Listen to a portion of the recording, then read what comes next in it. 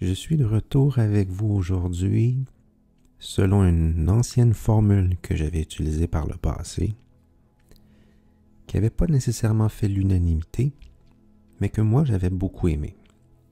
C'est-à-dire que je serai avec vous aujourd'hui en voix et en présence d'esprit, mais je serai absent en image. Et moi, c'est une formule que j'aime bien parce que ça me permet de me concentrer plus sur ce que je dis. Ça me permet d'être plus posé, plus relax, plus réfléchi. Et peut-être d'aller à des endroits où ça serait peut-être moins facile si j'étais en image avec vous. Et aujourd'hui, j'ai une question bien simple qui va être le sujet de cet audio. Et la question est la suivante, c'est où tout ça va-t-il nous mener?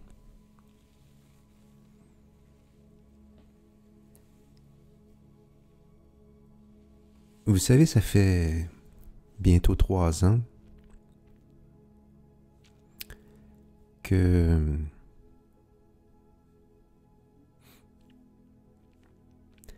l'âge de l'innocence est terminé.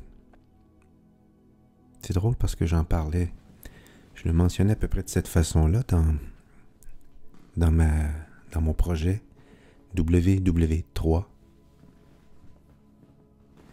qui est un projet de film documentaire. Certains auront vu le premier épisode qui est déjà sorti.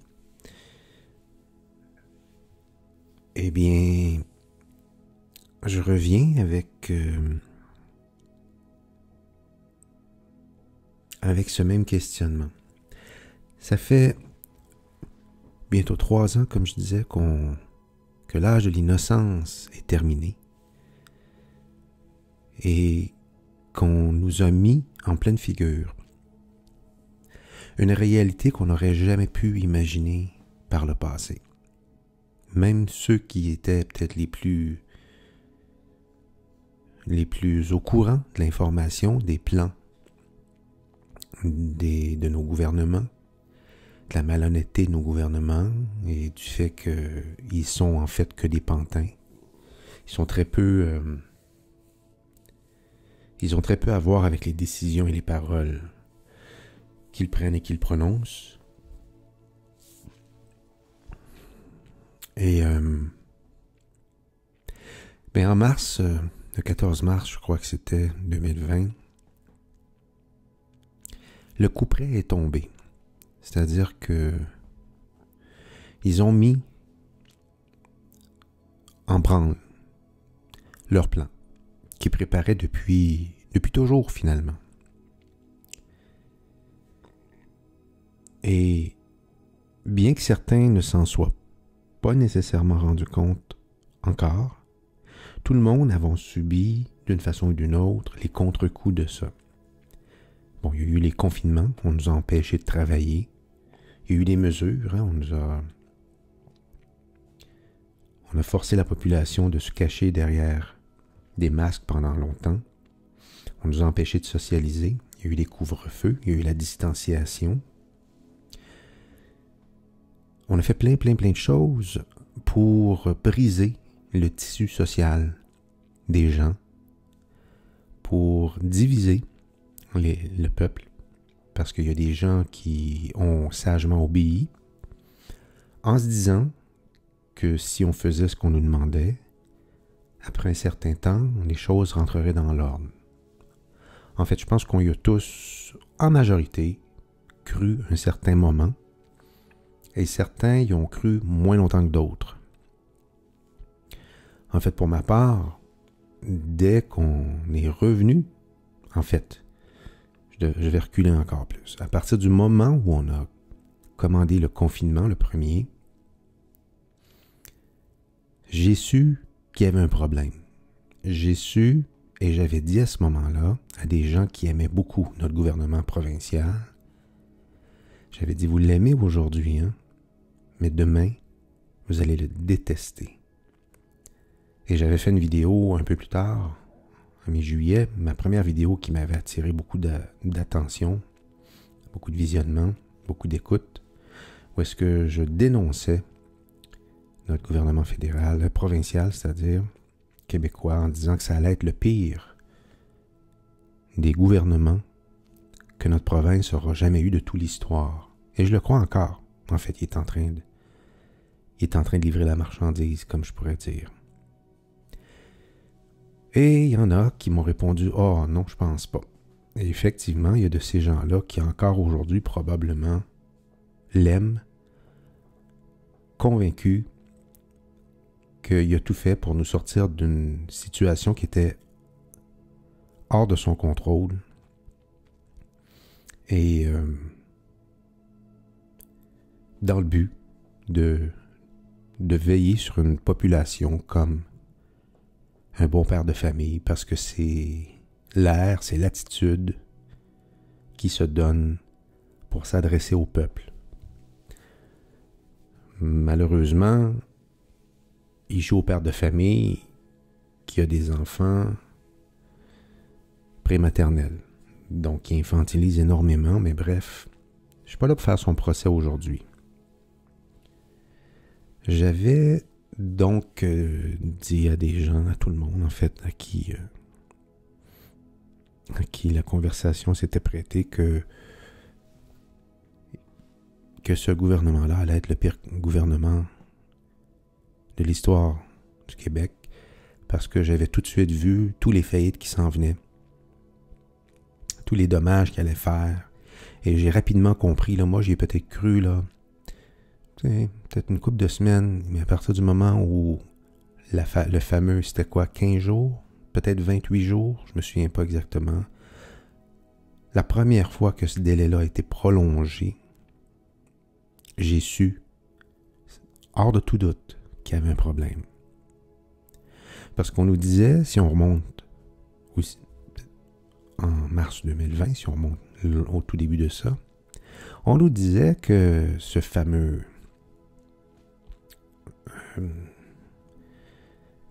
je vais éviter de dire le mot, là, mais cette bactérie-là, son temps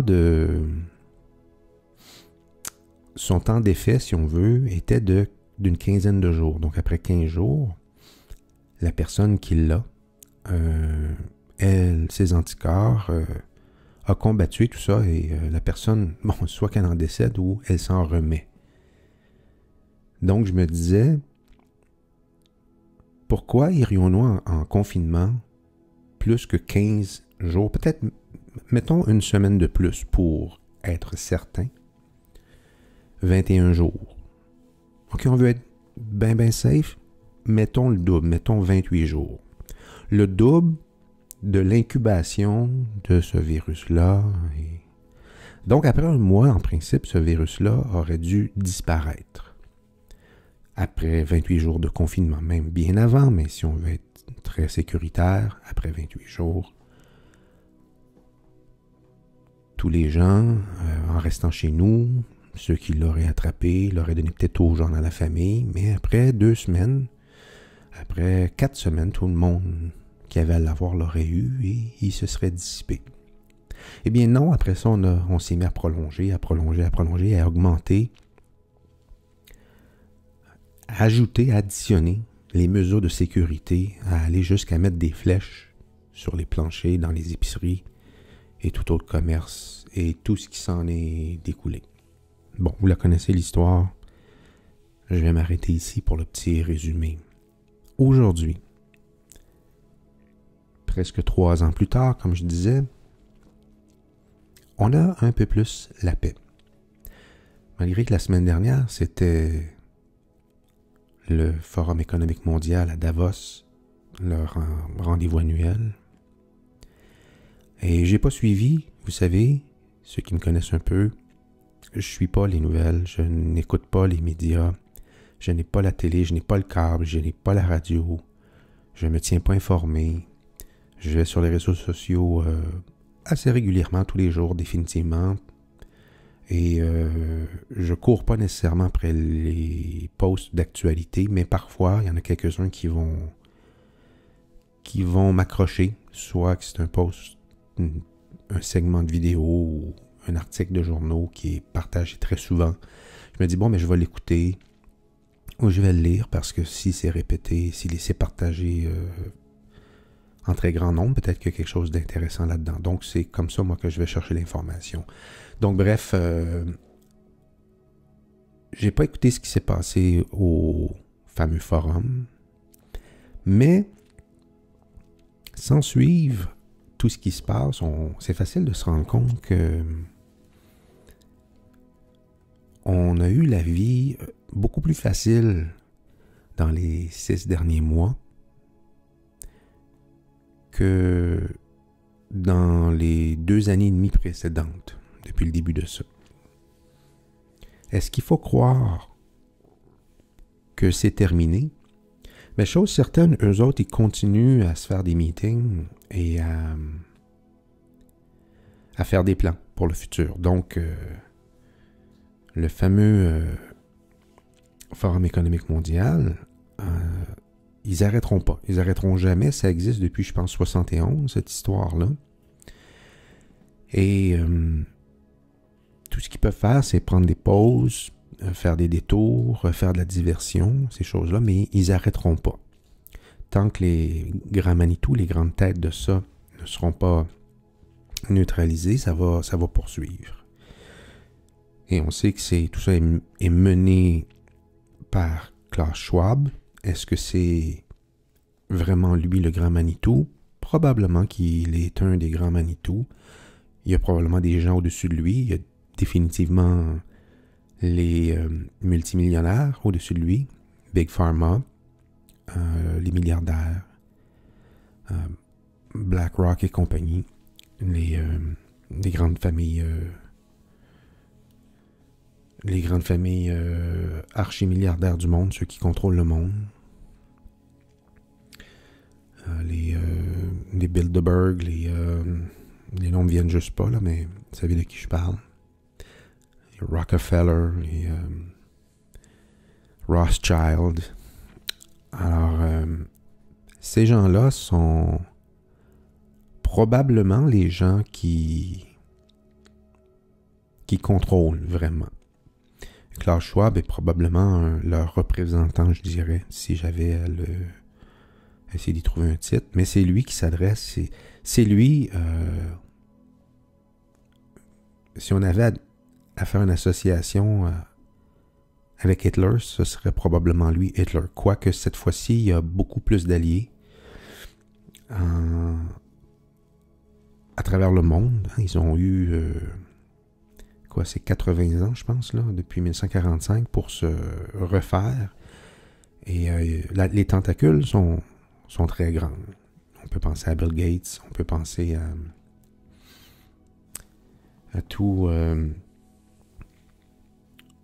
les Young Global Leaders, dont notre fameux Trudeau fait partie, Macron et compagnie. Il y a tous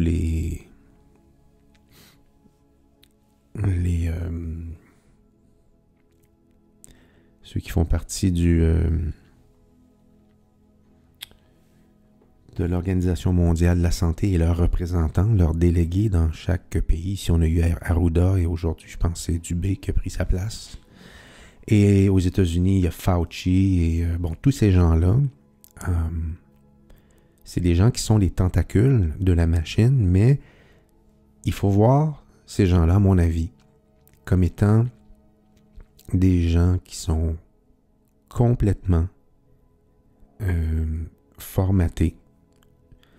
Je suis à peu près certain que ces gens-là sont pas nécessairement conscients à 100% de ce qu'ils font.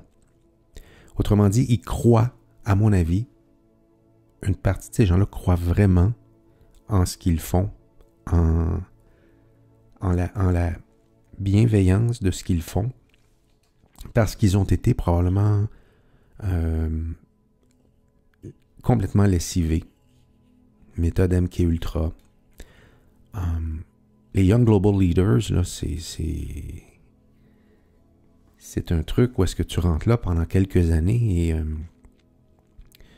il y a probablement du programmage intellectuel au même titre que le MKUltra. Et on peut penser aussi à la scientologie, qui font ce genre de trucs-là. C'est-à-dire qu'ils te font rouler en boucle des tapes, des messages pour te conditionner. On sait que la répétition programme. Alors, c'est bon pour la motivation, c'est bon pour se refaire, pour se stimuler, pour avoir de la motivation, pour être heureux, mais ça a aussi d'autres effets plus pervers qui fait en sorte que quand tu entends un message de façon très, très répétitive, tu finis par l'assimiler et tu y crois. Et si les messages sont malsains, bien, de la façon dont le message peut être envoyé, tu peux ne pas t'en rendre compte.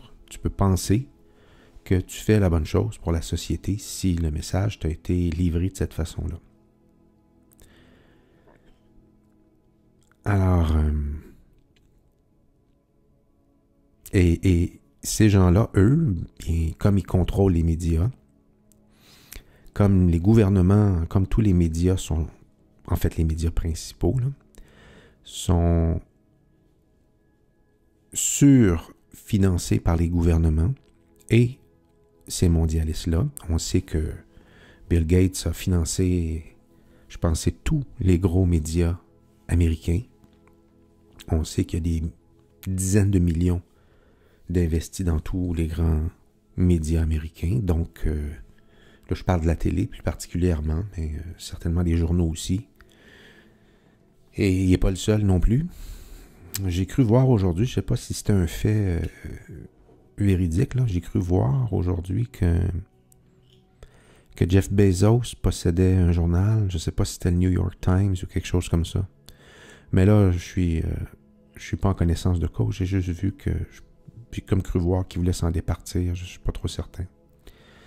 Bref, il y a aussi les réseaux sociaux, les Facebook, les Twitter et compagnie. Twitter vient de changer de main, là, on va voir ce que ça va donner. Donc, on a pris connaissance de tout ça depuis 3 ans, pour ceux qui ne savaient pas. Il y en a qui savaient ça d'avance. Mais chose certaine, c'est qu'on a vu l'ampleur, même ceux qui savaient d'avance, on a vu l'ampleur de cette machine de contrôle social. On a vu en plein jour, ils ne se sont pas gênés, ils ont été très rapides et pour mettre en application, et ce sera probablement la chose qui va les avoir condamnés en bout de ligne. Moi, j'ai souvent répété et signé mes posts pendant plus de 2 ans. Nous avons gagné. Pratique que j'ai décidé de laisser tomber en 2023. Pas parce que j'y crois plus, simplement parce que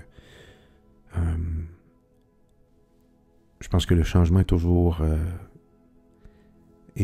une bonne chose. Il ne faut pas rester à la même place trop longtemps, mais je change pas mon discours.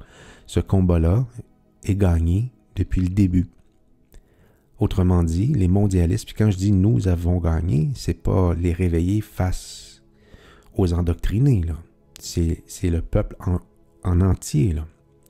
Nous avons gagné et les mondialistes ont perdu. Les gens mal intentionnés, les gens de l'obscurité, ils ont perdu avant de commencer. Ça ne veut pas dire qu'ils ne feront pas de dégâts dans l'élaboration, dans la tentative d'élaborer leur plan. J'ai jamais prétendu ça. D'ailleurs, les dégâts sont très apparents. Eux manipulent les chiffres, mais nous, on sait d'où viennent les décès. À partir de, ici au Québec, les CHSLD, dans les EHPAD en Europe, et les morts subites aujourd'hui un peu partout dans le monde. On le sait, nous, les dégâts qui sont occasionnés par ça. Maintenant, je reviens avec la question où tout ça va-t-il nous mener? C'est très difficile à savoir quand est-ce qu'on va se sortir complètement de tout ça. Mais ce qu'on peut constater aujourd'hui, c'est les avancées qu'on fait. Évidemment, si vous continuez de regarder les médias et de vous nourrir de leur plan, de ce qu'eux veulent faire, vous allez n'y voir que le mauvais. On le connaît, le mauvais, on le connaît leur plan. On n'a pas besoin de connaître tous les virgules de leur plan. On sait ce qu'ils veulent. Moi, c'est mon point de vue. Je sais que j'ai un ami, en l'occurrence, qui...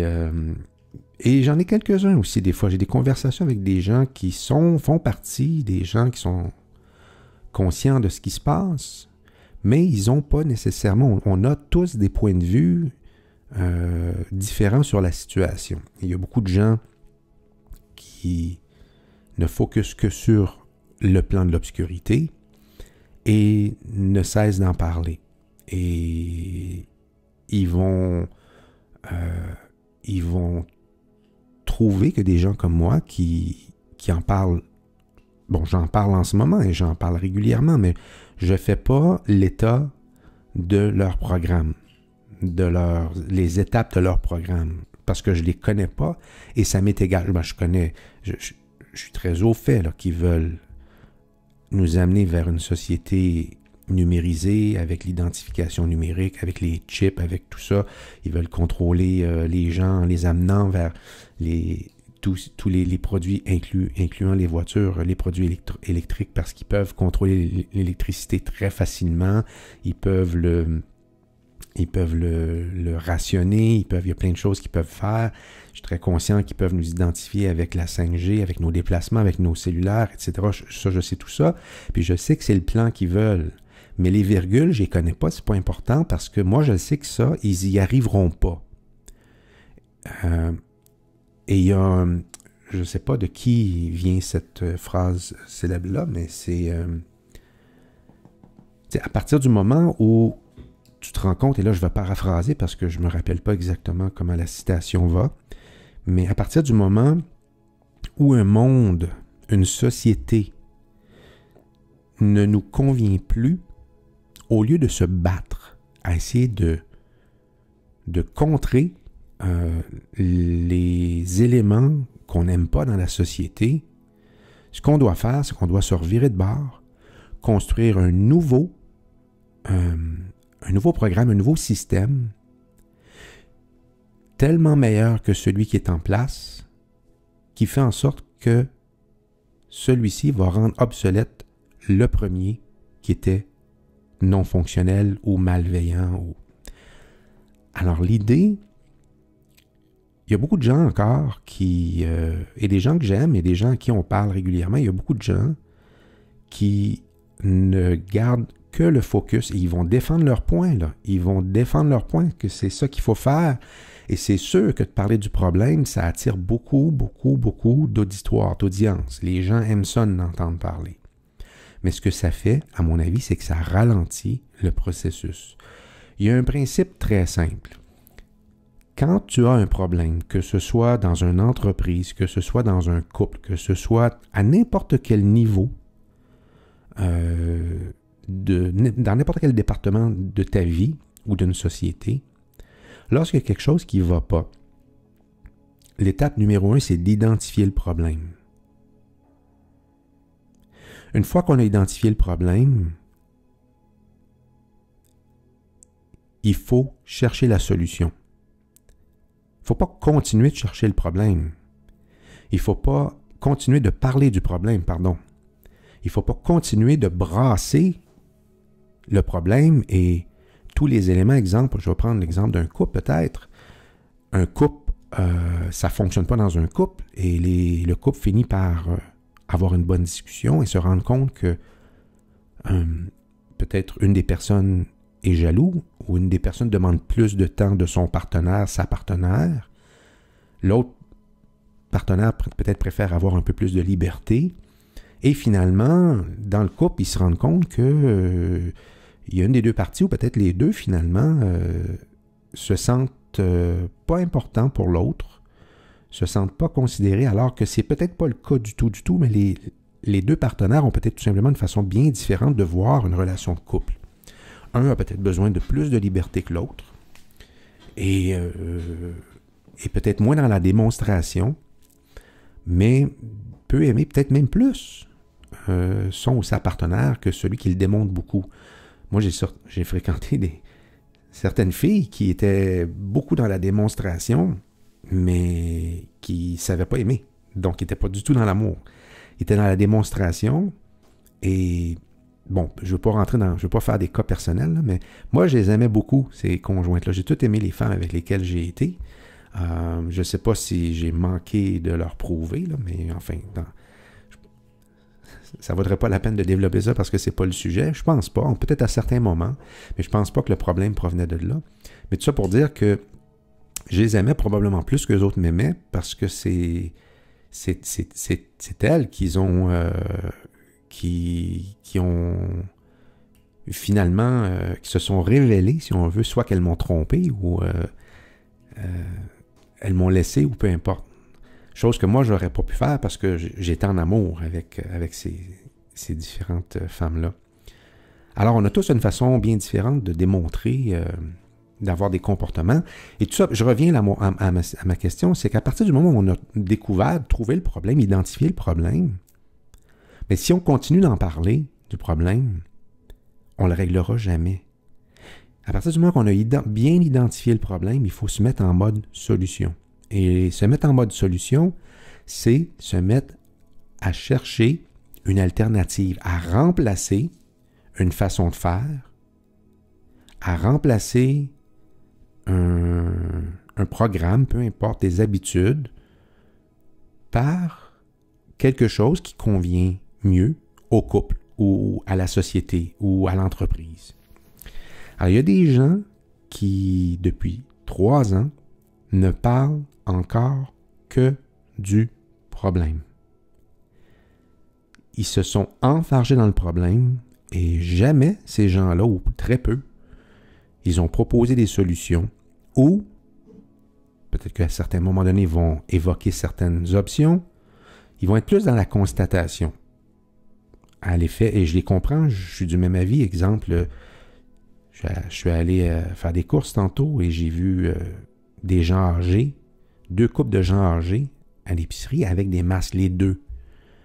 Et il y avait une jeune fille qui semblait être dans le coin de la pâtisserie, je ne sais pas si elle travaillait dans ce secteur-là, avec un masque aussi. Écoutez, il n'y a plus personne qui... La levée des masques, là, je ne sais pas, ça remonte à quand, là, ça doit faire 1 an pratiquement là, que les masques sont levés. Là, je pense que c'était l'été dernier, donc peut-être pas 1 an encore. Là. Ils sont même plus obligatoires.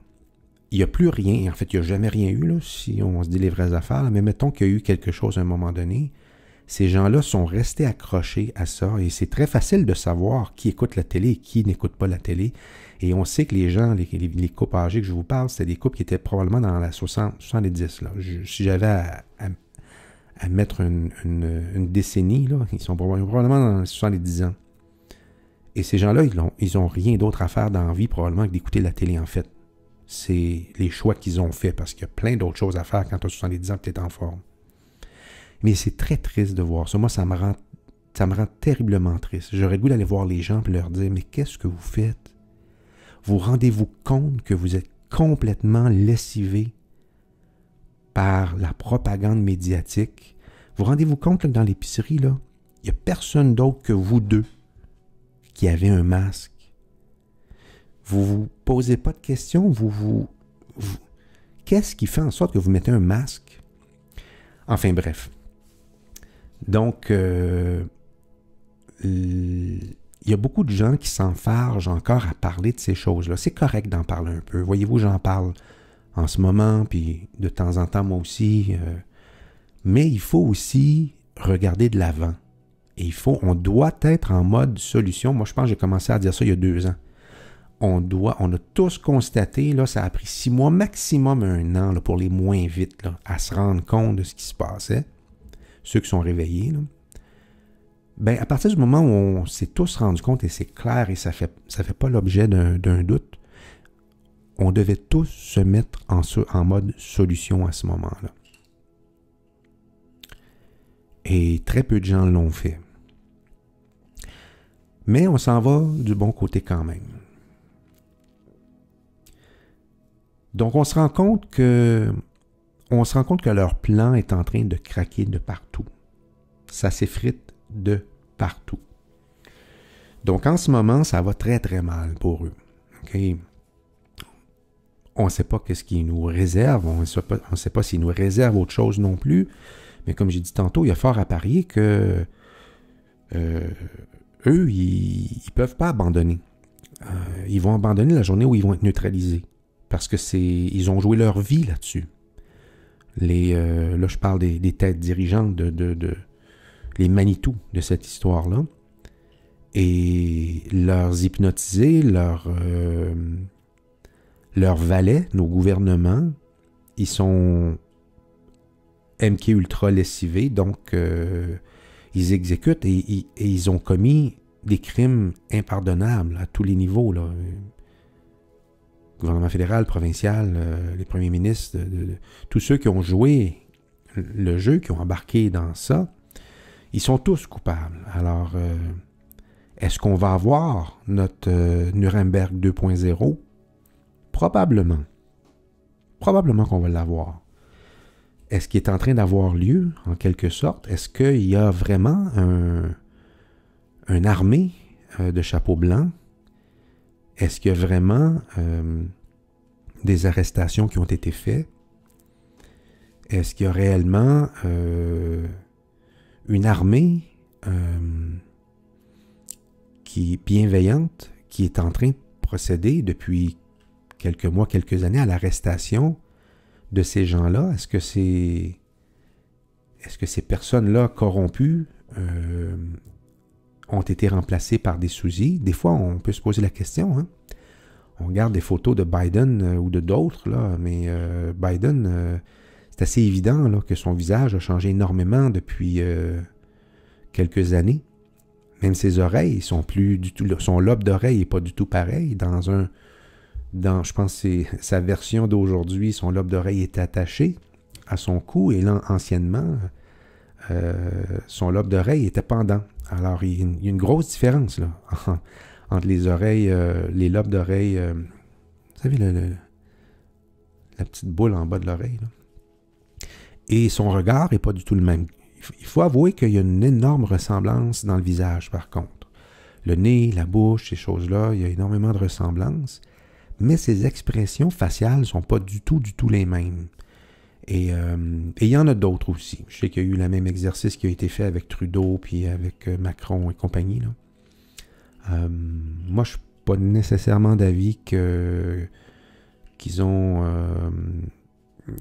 été remplacés par soit des acteurs ou quoi que ce soit. C'est possible. Mais je ne veux pas tirer ces conclusions-là, parce que là, on rentre vraiment dans la théorie du complot, et moi, j'aime voir des choses qui sont concrètes. Donc, enfin, c'est difficile de savoir où est-ce qu'on en est rendu, où est-ce que les arrestations qui sont faites, c'est difficile de savoir est-ce qu'un Elon Musk est du bon côté, est-ce qu'il est de notre côté.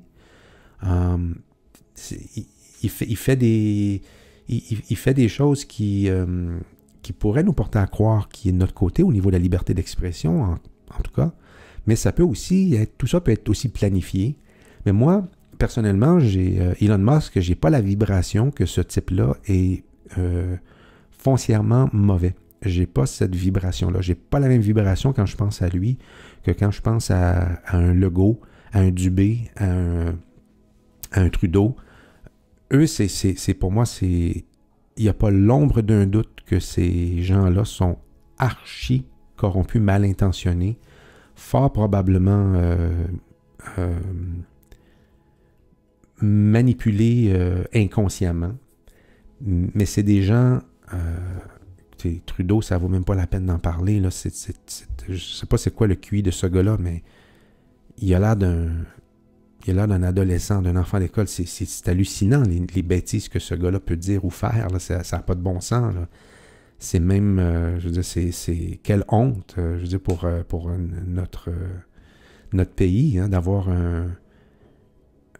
écoutez, là, je pense que 2 de pique, c'est même généreux, là, ou 2 watts, ça aussi, c'est même généreux. C'est des expressions qu'on utilise ici au Québec, là, mais ce type-là est, ma foi, il est... Je pensais pas qu'une personne pouvait être aussi peu intelligente que lui. Je pensais pas qu'une personne pouvait tenir des propos comme ça, prendre une manifestation pacifique avec des camionneurs il y a 1 an, en janvier-février l'année passée, et prendre le micro et dire que ces gens-là sont des misogynes, des violents, que c'est des gestes, ce sont des gestes de terroristes. Écoutez, ce gars-là, il nous rend un service incroyable, là. Il réveille du monde, ça n'a pas de bon sens, là. N'importe qui lui reste encore un petit pouvoir de discernement ne peut pas continuer à croire à un gars comme lui, là.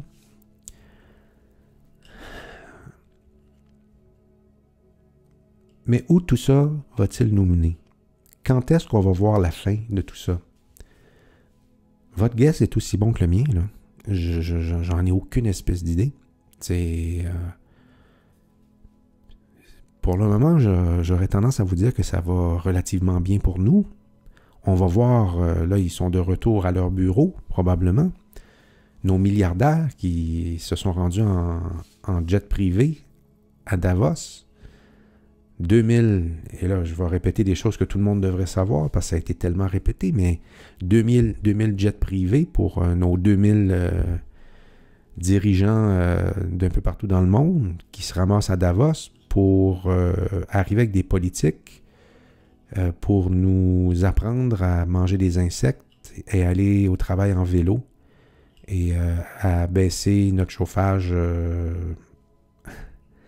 et porter un col roulé dans la maison, là.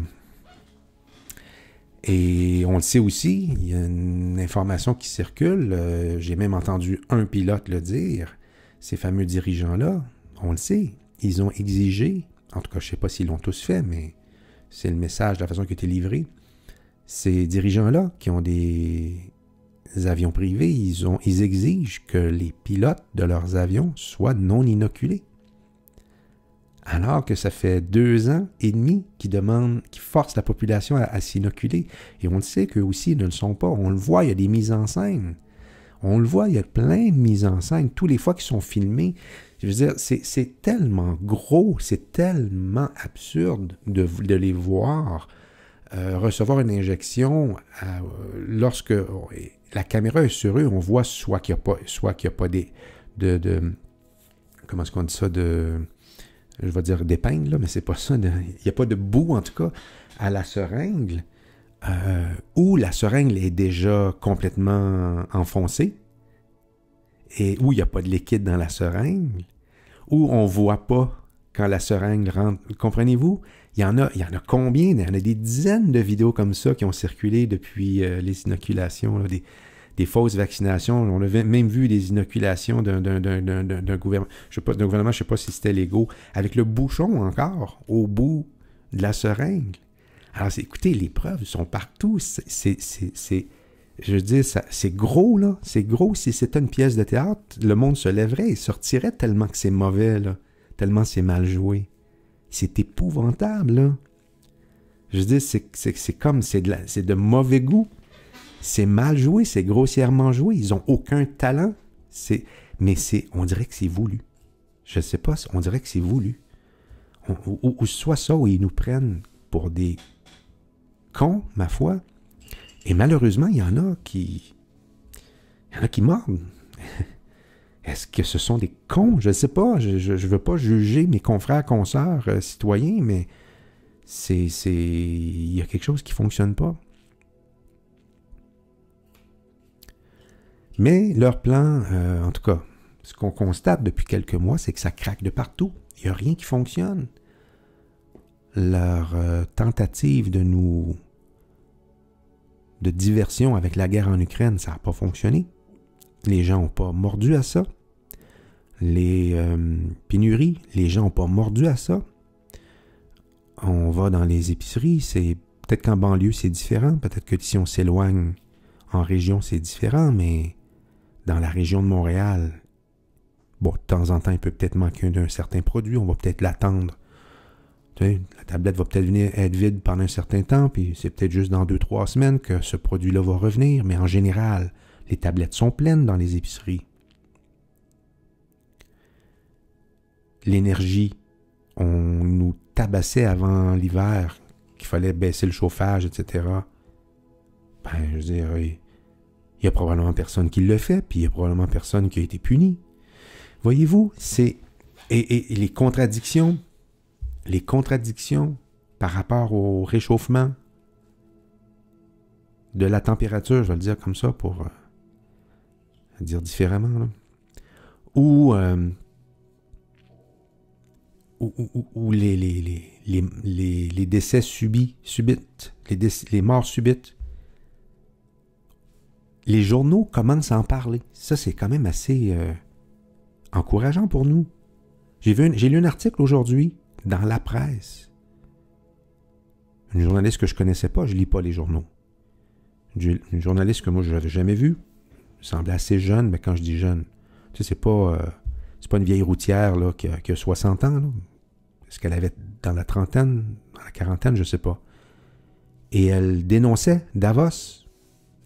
Elle dénonçait le monde utopique dont il est question à Davos.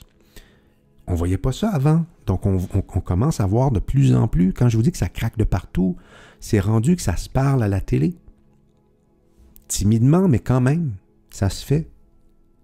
Les gens en parlent. Est-ce que c'est pour fermer ce volet-là? Est-ce que c'est pour admettre qu'ils se sont trompés? Ça me surprendrait. Est-ce que, en fait, il y en a, oui, il y en a à un moment donné dans les médias qui vont essayer de s'en sortir parce qu'il y a beaucoup de gens dans les médias qui ont été tout simplement des outils. Hein. On sait, les gens qui travaillent dans les médias depuis plusieurs années, c'est plus des journalistes, c'est des perroquets. Et il y a de ces gens-là qui vont vouloir se sauver la peau, là. Parce qu'ils savent que le coup près s'en vient éventuellement, là. Il va y avoir des accusations, là. Alors, la vérité sort. Il y a ça qui est bien. La vérité sort. Quand est-ce que ça va arrêter, je ne sais pas. Et est-ce que, comme je disais, est-ce qu'il ferme ce chapitre-là? Donc, en faisant certains aveux ou en admettant la possibilité que, bon, les inoculations ne sont pas efficaces, puis que peut-être qu'il y a eu quelques décès causés par ça, mais en bout de ligne, ça en valait la peine, parce que si on ne l'aurait pas fait, il y aurait eu encore plus de décès. Vous savez, des choses incohérentes comme ça, parce qu'on sait que les gens qui sont non inoculés, il n'y a personne de mort. Mais c'est la charte de Biderman, là. C'est créer la confusion, là, dans la tête des gens, pour que les gens s'en remettent à l'autorité pour leur dire, bon, mais qu'est-ce qu'on fait maintenant, là? On est tellement mélangés, vous nous avez tellement mélangés. En fait, les gens ne diront pas, vous nous avez tellement mélangés. Parce qu'ils ne se rendent pas compte de qui les a mélangés.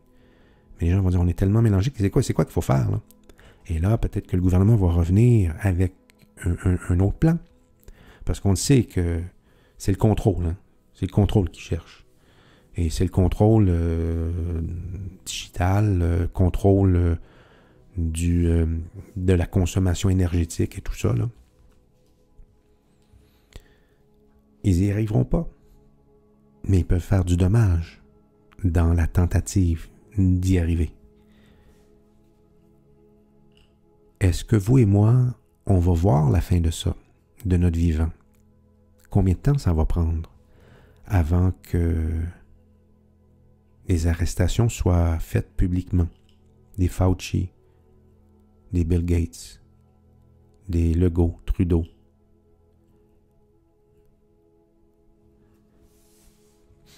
Dubé. Et des gens dans tous les autres pays, Macron et compagnie. Quand est-ce que les arrestations vont être faites? Je sais pas. Je sais pas. Moi, je dis depuis le début, mais en fait pas depuis le début, parce que je croyais que ça allait durer beaucoup moins longtemps, honnêtement. Mais depuis peut-être un an et demi, j'ai arrêté de mettre... En fait, depuis l'élection, la fausse élection de Biden, j'ai arrêté. Parce que moi, je pensais que, conséquemment à ça, la fraude électorale aurait été exposée et je croyais que dans les mois qui allaient suivre, tout ça aurait été exposé et la fin aurait été prête. Mais je me suis rendu compte que c'est pas comme ça que ça s'est passé. Donc, depuis ce moment-là, j'ai arrêté de penser à une date, à un délai. Et je me suis mis à analyser les 2 guerres mondiales qu'on a eues dans le passé. La première a duré plus ou moins 4 ans. La deuxième a duré plus ou moins 5 ans. 4 ans et demi, peut-être, 5 ans. Et on a bientôt 3 ans de fait. Donc, il pourrait peut-être, si on est dans la moyenne, il pourrait peut-être nous rester encore à peu près 2 ans. Et on le sait, tout empire qui a essayé de contrôler le monde a jamais réussi. A réussi pendant un certain temps. Mais tout empire dans l'histoire de l'humanité qui a voulu contrôler s'est fait démonter et les coupables ont été jugés. Alors, ça va arriver. Ça va arriver quand, je ne sais pas. Mais ça va arriver. Alors, où est-ce que tout ça va nous mener? Si je reviens à ce que je disais tantôt, une fois qu'on a identifié le problème, il faut se mettre en mode solution. Est-ce qu'on en a des solutions? Je ne suis pas meilleur qu'un autre. Mais j'avais proposé, en tout cas, de rebâtir un milieu artistique. Puisque moi, c'est là que je me sens le plus utile, peut-être.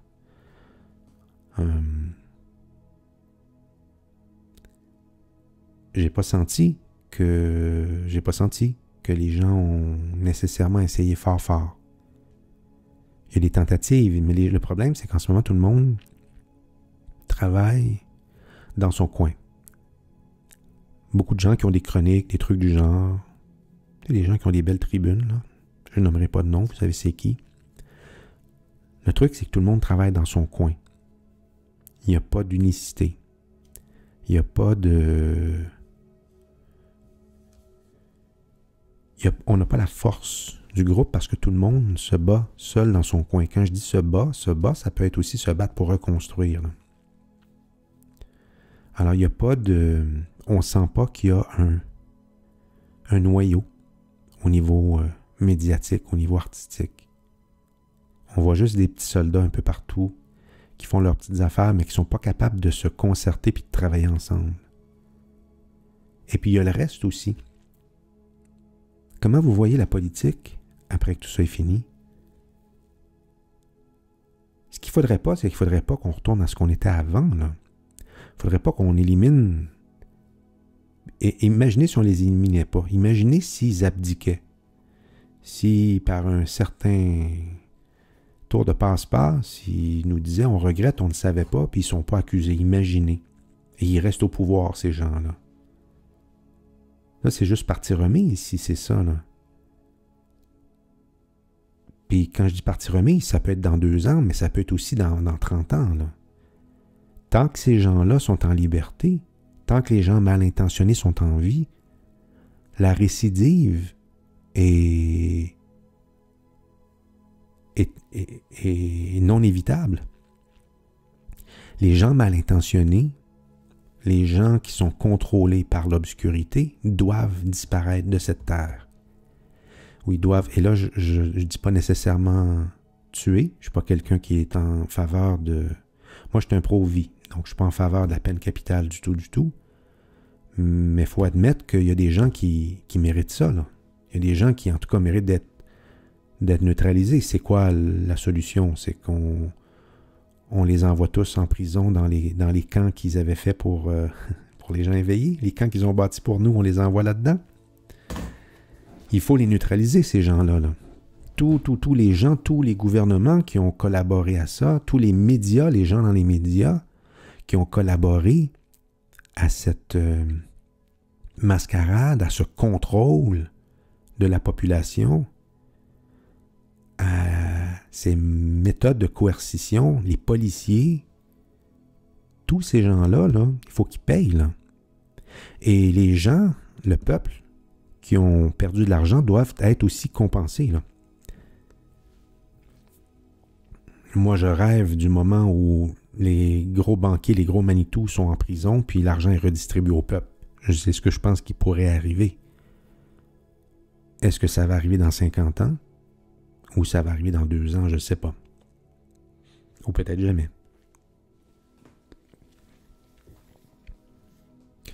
Mais une fois que ces gens-là sont neutralisés, mettons là, qu'on les envoie tous en prison, là, Guantanamo ou n'importe où, et on s'arrange vraiment pour pas qu'ils reviennent eux ou, tu sais, les acolytes qui sont restés en liberté, là. Il faut vraiment briser, et c'est probablement pour ça que ça prend beaucoup de temps, c'est qu'il faut neutraliser, non pas juste les gens, mais tous les tentacules de la pieuvre, là, doivent tous être bien identifiés, et on doit remonter chacune de ces tentacules-là pour neutraliser tous les gens qui se retrouvent dans chaque branche. Parce que si on en laisse quelques-uns en liberté, ces gens-là vont se regrouper, ils vont se réorganiser et ils vont revenir dans quelques décennies. Exactement ce qui s'est produit avec les Allemands, avec les nazis. Les nazis sont encore là, là. C'est incroyable de penser que encore aujourd'hui, 80 ans après 1945, c'est encore les nazis. Klaus Schwab, c'est un nazi, c'est un Allemand. C'est incroyable de se rendre compte qu'il y a encore... Il y a combien de générations là, qui se séparent avec Hitler, là? 5, 6, 8? C'est dans le sang, ça. Ces gens-là, il faut toutes les neutraliser. Il ne faut pas qu'ils reviennent dans 80 ans.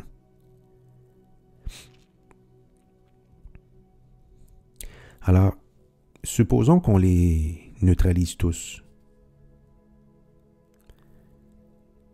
La politique, vous la voyez comment? Ça ne peut pas rester ce que c'était, là. Premièrement, il va falloir que ce soit très démocratique.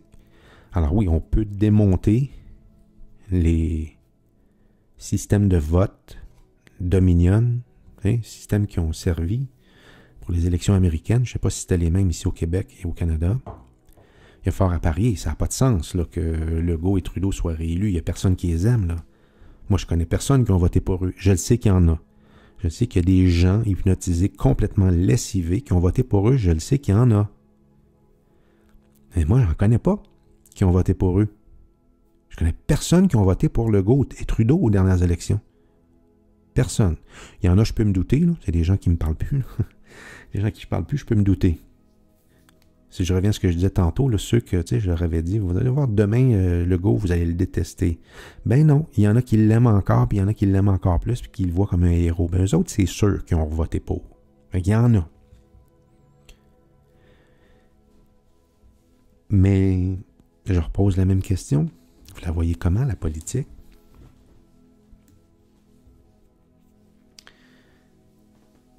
J'ai entendu à un moment donné quelqu'un qui parlait de... En fait, c'est public, là. J'ai entendu à quelques reprises différentes personnes en parler de Mandela. Et là, dites-moi pas que Mandela, il était du mauvais côté lui aussi. Ça se peut, je l'ai entendu. Mais là, je veux pas spéculer ces choses-là. Le but est pas là. Mandela, une des façons qu'il avait de diriger, et il me semble bien que c'est lui, là, lorsqu'il s'assoyait dans des réunions, et c'est probablement la façon aussi que nos natifs faisaient, hein, les Amérindiens. À mon avis, c'est pas mal comme ça qu'ils fonctionnaient eux autres aussi, mais là, c'est juste un sentiment que j'ai. Mais ces nationalités-là, c'était des gens qui s'assoyaient en rond. Et c'était des gens qui avaient une grosse reconnaissance vers leurs aînés. Chose qu'on n'a pas dans notre société, nous. Les aînés, on veut s'en débarrasser. Hein? Les gens s'en occupent pas. On va dire des familles. Puis là, c'est pas un plaidoyer pour ou contre les gens qui font ça. Là. On est dans une société où tout va tellement vite, une société de consommation où tout va... Il faut travailler comme des fous pour arriver à survivre. Regardez le prix des maisons. Je suis en immobilier, moi. Regardez le prix des maisons, comment il a monté. Moi, je me suis acheté ma première maison, j'avais 22 ans peut-être. 23 ans. Je ne me rappelle pas exactement. Seul, aujourd'hui, acheter une maison à 23 ans quand tu commences, même en couple à 2 revenus, c'est pas faisable. Les jeunes qui achètent aujourd'hui, là, ils se font presque tous donner de l'argent par la famille. Ils se font aider. Ou ils achètent beaucoup plus tard, enfin bref. Aujourd'hui, ces mondialistes-là ont créé des sociétés de consommation. On nous promettait une société de loisirs quand j'étais jeune. On n'a jamais eu cette société de loisirs-là. En fait, on l'a eu, mais elle est venue avec la société de consommation et de travail. Pour pouvoir s'offrir des loisirs, il faut travailler encore plus. On nous disait semaine de 4 jours. Un jour, on va arriver à la semaine de 4 jours de travail. Non. Combien de gens? Moi, j'ai travaillé 7 jours toute ma vie, pratiquement. Les week-ends, tout le temps. Dans mes grosses années, dans les 20 années où je travaillais, oui, je prenais des bonnes vacances, mais je veux dire, j'ai pas connu ça, moi. Des semaines de 3 jours, là. Je sais pas ce que ça donne, 30 heures. Non, moi, je faisais des 80 heures semaine. Parce que tu veux réussir, puis tu veux te payer des loisirs. Enfin, bref. Donc, tout ce qu'on nous a promis, c'était encore une fois, c'était mensonge. Mais c'est toujours comme ça qu'ils nous abordent. Ils nous font miroiter quelque chose qu'ils nous donneront jamais. Mais il y a apparence de c'est un leurre. On nous montre un leurre, vous allez avoir ça. Alors les gens s'enlignent pour avoir ça, mais on nous le donne jamais. Hein? Encore une fois, allez voir la charte de Biderman. Tu leur en donnes une partie, mais pas toute. Donc tu gardes leur motivation, ils continuent à travailler, ils continuent à obéir, mais tu leur donnes jamais au complet. Tu leur donnes jamais l'orange au complet. Tu leur donnes un petit quartier pour leur faire goûter, mais c'est tout. Alors, il faut que ça cesse, ça aussi. Donc, je reviens à Mandela. Sa façon de diriger, lui, c'était en rond. Les gens s'assoyaient en rond. Et bien qu'il était le chef, il faisait parler tout le monde avant lui. S'il y avait 20 personnes, s'il y avait 50 personnes, les 49 autres personnes parlaient avant lui. De sorte que quand ça arrivait à son tour de parler, il avait entendu l'opinion de tout le monde. Donc ça avait, de un, éclairé sa propre vision de la situation, mais ça faisait en sorte aussi qu'il savait ce qu'il devait dire, ou ce que les gens s'attendaient, et ce qu'il ne fallait pas dire, donc ce que les gens ne voulaient pas. Et moi, je pense que c'est vers ça qu'il faut que notre politique s'en aille. Je pense qu'il faut arrêter les sociétés pyramidales. Il faut aller vers les sociétés en rond, les tables rondes. Moins de pyramides, plus de tables rondes. Il faut avoir des gens qualifiés dans les domaines dont le sujet, le problème à régler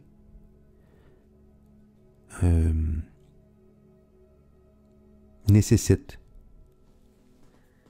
Donc, on ne parle pas nécessairement de 12 ou je ne sais pas combien est-ce qu'il y a de députés là, à la Chambre fédérale et provinciale. Je ne sais pas, sûrement 200 en quelques. Là. Probablement que c'est trop. Mais et il ne faut pas nécessairement que ce soit... En fait, je ne crois pas qu'il faut que ce soit tout le temps les 200 mêmes. Je crois que ça doit être sur une base volontaire, sur une base de connaissance. Et si le sujet, le propos, t'est non familier, mais non seulement tu te fermes la trappe, mais tu n'as pas à aller à ce meeting-là, à cette réunion-là. On le voit avec la fameuse Madame J'en ai marre, Lamarre, je pense qu'elle s'appelle, à la télévision. Moi, j'ai juste vu des photos d'elle, mais c'est la spécialiste de tout, là. C'est la spécialiste de la température, c'est la spécialiste des vaccins, c'est la spécialiste des masques, c'est la spécialiste, puis je pense que dans le fond, je ne sais pas ce qu'elle fait dans la vie, cette dame-là. Je pense que c'est juste une journaliste, je ne sais pas c'est qui, je ne sais pas c'est quoi. C'est définitivement pas une spécialiste de rien de ça, mais elle parle de tout. Elle a une opinion sur tout. Ça, là, c'est le genre de personne que tu fais jamais venir dans un meeting. Jamais, jamais, jamais. À moins que tu aies besoin d'un cobaye pour voir, on va étudier la folie aujourd'hui. Madame Lamarre, pouvez-vous venir, s'il vous plaît? Et là, on étudie la folie de Madame Lamarre. Vous comprenez ce que je veux dire? Donc, c'est sûr que pour en arriver à ça, ça prend une société de sagesse un peu, là. Ça prend des gens qui sont honnêtes. Et on n'est pas là. Même dans les gens réveillés aujourd'hui, dans les gens qui ont pris conscience de ce qui se passe, la majorité ne sont pas encore éveillés. J'ai pas dit réveillés, j'ai dit éveillés. Et la majorité des gens qui sont réveillés, bien qu'ils ont vu l'arnaque, ils n'ont pas la sagesse pour faire partie de ces comités-là. Et je ne sais pas s'il y en a encore qui ont cette sagesse-là, et je m'inclus là-dedans. Parce que pour pouvoir gouverner, mais gouverner en cercle, comme je disais tantôt, il faut absolument enlever tout ego et tout intérêt personnel. Et ça, malheureusement, on le voit. Parmi les gens les têtes fortes qui ont sorti de la résistance, il y a des égos incroyables. Ces gens-là ont des égos incroyables. Je dis pas que c'est des mauvaises personnes, c'est pas ça que je dis. Je dis pas que je les aime pas, c'est pas ça que j'ai dit. Je dis qu'il y a des égos très, très, très présents au sein d'une grande majorité d'entre eux. En fait, on a tous un égo. Il y en a qui l'exploitent plus que d'autres. Et il y en a d'autres qui la contrôlent mieux que d'autres.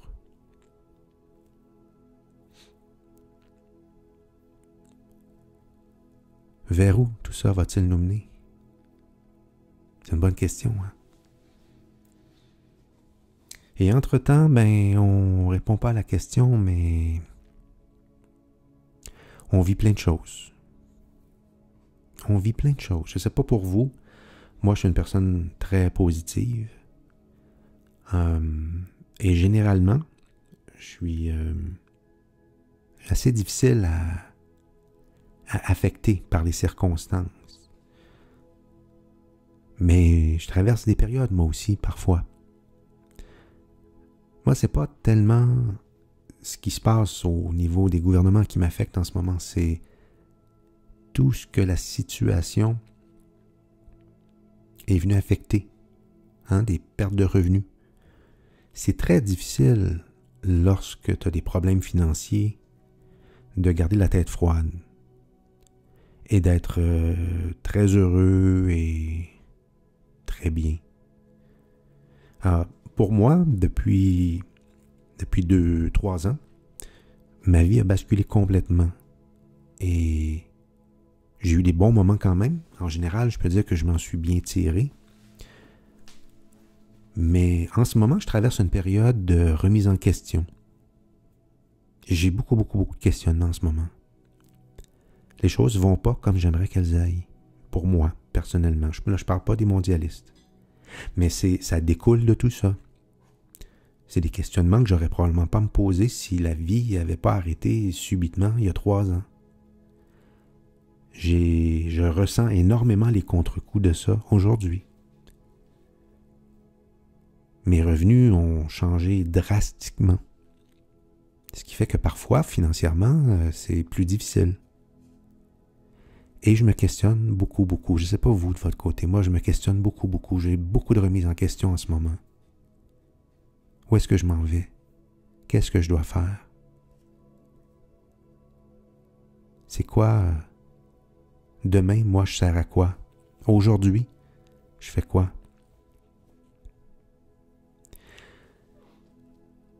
Donc, on vit tous ça un peu à notre façon. Le moral est relativement bon en ce qui me concerne. Il y en a d'autres, c'est le contraire. Le moral va être très affecté, mais l'argent rentre quand même. Il y en a pour qui ils vont se soucier de leurs proches qui ont été inoculés, ou peut-être eux-mêmes qui ont été inoculés. Mais ça va bien, eux. Ils ont fait ce qu'il y avait à faire pour continuer à travailler, puis l'argent continue à rentrer, mais ils savent juste pas s'ils vont avoir la santé demain ou s'ils vont être encore en vie demain pour pouvoir se payer la retraite qui ont travaillé toute leur vie pour, ou leurs enfants qui ont été inoculés. Puis, alors on a tous nos questionnements face à ça, à des endroits différents.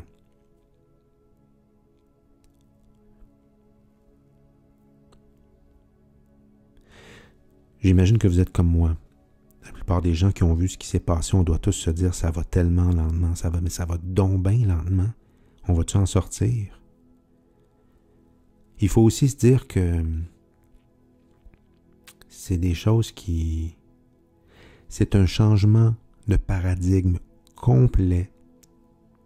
Et c'est tellement gros. La machine doit être refaite, réinventée au complet, mais elle doit d'abord s'écrouler. Mais en même temps, elle doit se bâtir. La nouvelle doit se bâtir en même temps, ce que je disais tantôt. Hein. Quand on a identifié le problème, quand on a une société ou un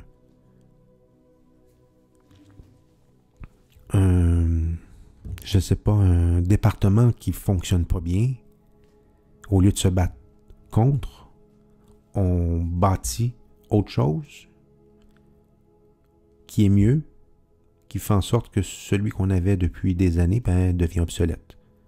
Parce qu'on a une recette qui est tellement mieux aujourd'hui.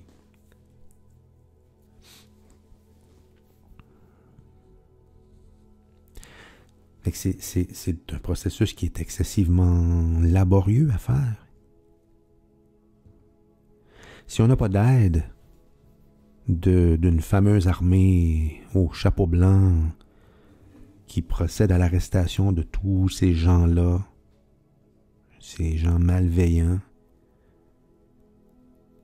ça va être très long. Si on n'a pas une intervention divine, ça va être extrêmement long. Peut-être pas. Je peux me tromper. Je ne sais pas. Mais je dis que ça pourrait être long. Mais chose certaine, c'est que ça pouvait pas être rapide. Ça pouvait pas se faire du jour au lendemain. L'enjeu, la machine à démanteler est tellement grosse. Tous les piliers sont à refaire. Financier, santé, éducation, politique, tout doit s'écrouler. Notre système de santé, qui est en fait un système de maladie, ça doit s'effondrer. Les médicaments, puis tout ça, ça doit finir, ça. C'est pas pour notre bien, ça. Bon, il y a quelques médicaments qui nous aident probablement, mais c'est certain qu'il y a mieux que ça. les medbeds, quand est-ce qu'on va les voir? Il semblerait qu'il y en a plein. Je ne sais pas si c'est fondé, là. Moi, j'ai vu des trucs passer qui semblerait qu'il y en a des milliers en ce moment prêts à être distribués. Je ne sais pas. Je ne les ai pas vus. Ils sont où? Et ces fameux medbeds-là, mais il y aurait différents medbeds pour différentes choses à régler. Certains auraient des propriétés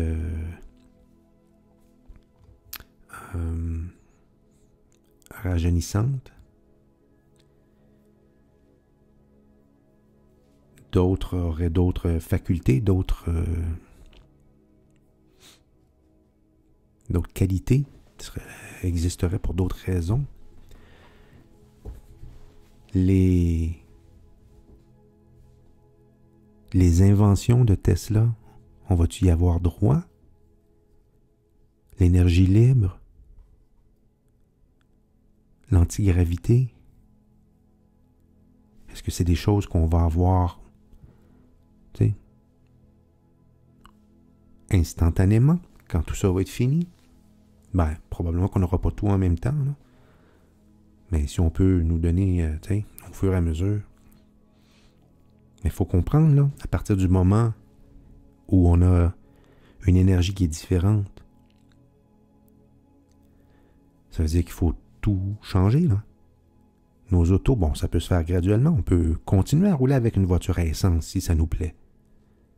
Mais les avions, les voyages, tout ça, ça fonctionne tout au carburant, là. Alors, la journée où on peut avoir des avions ou une façon de se déplacer sans carburant, mais ces fameux vaisseaux ou ces fameux portails, il faut les créer. Qu'est-ce qu'on fait avec tous les emplois dans l'aviation? Ces gens-là perdent tous leurs revenus. Comprenez-vous que c'est très compliqué? La journée où un segment complet n'est plus nécessaire. La journée où on a peut-être un système monétaire basé sur le blockchain, technologie que je ne connais pas vraiment, mais c'est les banques qui sont exclues. On n'a pas besoin de banques pour le blockchain. Tout ça est informatisé. Et c'est comme un peu de la crypto-monnaie, là, je pense, mais qui n'est pas régulée par une banque centrale, par des milliardaires. Demandez-moi pas de détails, je ne sais pas exactement comment ça fonctionne, mais ce serait la solution idéale si on ne veut pas avoir les mondialistes dans les pattes par rapport à la monnaie mondiale. Mais la journée où on a ça, tous les gens dans le domaine bancaire n'ont plus de job. Il y a des départements peut-être qu'on va sauver. L'éducation. La journée où on arrête de brainwasher, de lessiver nos enfants avec des choses qui sont fausses, en leur disant que les pyramides, c'est des tombeaux pour les rois égyptiens, pour les pharaons. Hein? Quand est-ce qu'on va arrêter de dire ça? La journée où on commence à dire les vraies affaires, bon, ça prend peut-être encore des enseignants. Donc peut-être que les enseignants, on va juste les envoyer les recycler en d'autres choses, là. Peut-être qu'on ne les perdra pas nécessairement. Mais il y a certains départements qui vont disparaître. Alors c'est gros, là. C'est gros ce qui s'en vient. Combien de temps ça va prendre? J'avais dit d'entrée de jeu que je n'allais pas répondre à la question. Mais je voulais en parler avec vous. J'avais le goût. J'avais le goût de me questionner avec vous autres. Je sais pas vous, mais moi j'ai comme l'impression que bien que je sache qu'on a gagné, je ne sais pas quand on va franchir la ligne d'arrivée et je ne sais pas quel chemin il faut prendre. Je ne sais pas qu'est-ce qui nous sépare de cette ligne d'arrivée-là et je ne sais pas qu'est-ce qu'il y a après non plus. Mais après, ça m'inquiète moins. Parce que une fois que tout ça est réglé, ça peut juste être bon. Si on se débarrasse du mauvais, ça va être bon après. On va s'ajuster rendu là. Mais qu'est-ce que ça prend pour se rendre à la ligne d'arrivée? C'est quoi ça va être quoi les pertes pour se rendre jusque-là? Combien de temps? La traversée du désert, là, on a-tu la moitié de faite? Si on revirait de bord, là, on s'en sortirait plus vite en reculant? Ou on est mieux de continuer d'avancer parce qu'on est plus près de... Est-ce qu'il faut tourner à 190? Est-ce qu'il faut aller à gauche? Est-ce qu'il faut aller à droite? C'est où la sortie? On ne le sait pas. Personne ne le sait. En tout cas, pas nous.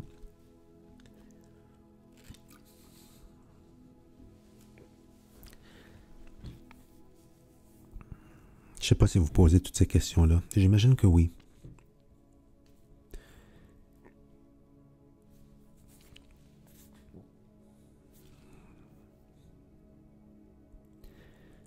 Alors, je vais terminer là-dessus.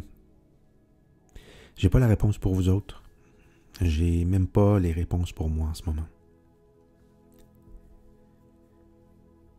Il y a la grande question, vers où tout ça va-t-il nous mener? Puis on a tous nos propres questions. La seule chose que je sais, c'est qu'il faut faire confiance au plan divin. Et il ne faut pas le remettre en question. Donc ça veut dire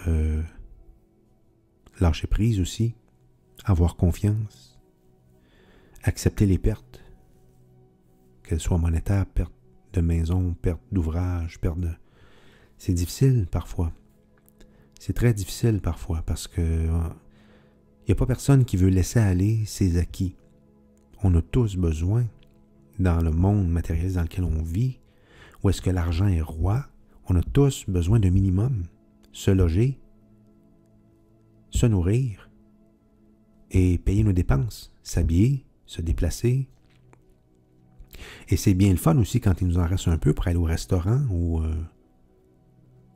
aller faire un loisir. Moi, j'ai pas fait de voyage depuis bientôt 20 ans, 18 ans, je pense. Et avant, j'en faisais, je sais pas si j'en faisais chaque année, là, mais régulièrement. En fait, la dernière année où j'en ai fait, je pense que j'en avais fait 3 ou 4. En l'espace peut-être d'1 an et demi. 3 ou 4 voyages. Ça fait 18 ans de ça. Je suis pas sorti du Canada depuis 18 ans. Du Québec même. Bon, je suis peut-être allé en Ontario, je sais même pas. Je pense que je suis pas sorti du Québec. J'adore voyager. Mais j'ai fait des sacrifices pour une autre raison, là. Mais je veux dire, aujourd'hui, j'aurais aimé ça. J'ai fait des sacrifices pour essayer de réussir dans le milieu artistique. Et je savais que je devais tirer un trait sur des choses qui étaient des acquis pour moi. Je devais me serrer la ceinture parce que je m'en allais dans quelque chose dont les chances de succès étaient très basses. Donc, je me suis dit, comme je suis quelqu'un de très déterminé et j'ai beaucoup de confiance en moi, mais je suis aussi prêt à faire les sacrifices nécessaires pour réussir dans quoi que ce soit, dans tout ce que j'entreprends. J'avais décidé de me serrer la ceinture, mais je ne pouvais pas savoir qu'au moment où j'allais commencer à m'en remettre, il y a 3 ans, où ça commençait à aller bien pour moi parce que j'avais fait un retour aux sources, j'avais abandonné le milieu artistique, je ne pouvais pas savoir qu'au moment où j'allais me sortir la tête de l'eau, qu'on allait me lancer un sac de briques pour me recaler encore plus creux avec ce qu'on vit depuis 3 ans. Alors, c'est...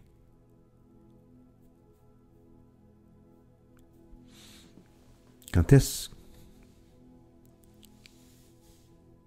que je vais voir la fin de ça? Vous, quand est-ce que vous allez être heureux et comblé et que le stress va être histoire du passé? Je sais pas. Je sais pas. Peut-être que celui en haut aura écouté ce podcast. Peut-être qu'il comprendra nos questionnements.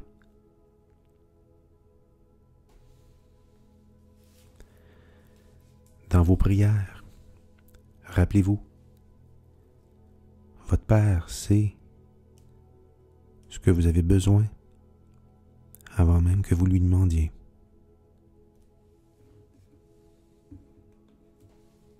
Mais là, on a besoin d'aide. On a besoin, là. On a besoin d'aide.